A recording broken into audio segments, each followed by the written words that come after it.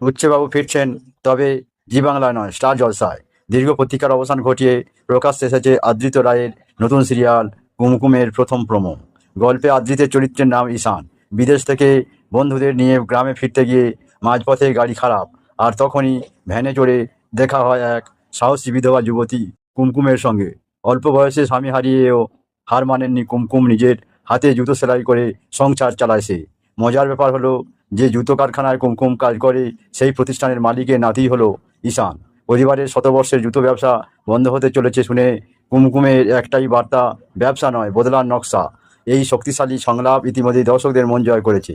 আর একটি বড় চমক, প্রথমে নায়িকা হিসাবে সুস্মিতা দের নাম শোনা গেলেও শেষ মুহূর্তে তার বদলে এসেছেন নতুন মুখ, অনুষ্কা। আদৃত অনুষ্কার জুটি কি এবারও সুপারহিট হবে? আর কুমকুম আশায় কার স্লট যাবে? আপনার মতামত কমেন্টে জানান। ভিডিওটি ভালো লাগলে লাইক, শেয়ার এবং সাবস্ক্রাইব করতে ভুলবেন না। উচ্চবাবু ফিরছেন, তবে জি বাংলায় নয়, স্টার জলসায়। দীর্ঘ প্রতীক্ষার অবসান ঘটিয়ে প্রকাশ্যে এসেছে আদৃত রায়ের নতুন সিরিয়াল কুমকুমের প্রথম প্রোমো। গল্পে আদৃতের চরিত্রের নাম ঈশান। বিদেশ থেকে বন্ধুদের নিয়ে গ্রামে ফিরতে গিয়ে মাঝপথে গাড়ি খারাপ, আর তখনই ভ্যানে চড়ে দেখা হয় এক সাহসী বিধবা যুবতী কুমকুমের সঙ্গে। অল্প বয়সে স্বামী হারিয়েও হার মানেননি কুমকুম। নিজের হাতে জুতো সেলাই করে সংসার চালায় সে। মজার ব্যাপার হলো, যে জুতো কারখানায় কুমকুম কাজ করে সেই প্রতিষ্ঠানের মালিকের নাতিই হলো ঈশান।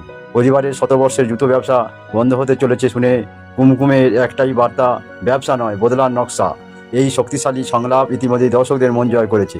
আর একটি বড় চমক, প্রথমে নায়িকা হিসাবে সুস্মিতা দের নাম শোনা গেলেও শেষ মুহূর্তে তার বদলে এসেছেন নতুন মুখ, অনুষ্কা। আদৃত অনুষ্কার জুটি কি এবারও সুপারহিট হবে? আর কুমকুম আশায় কার স্লট যাবে? আপনার মতামত কমেন্টে জানান। ভিডিওটি ভালো লাগলে লাইক, শেয়ার এবং সাবস্ক্রাইব করতে ভুলবেন না।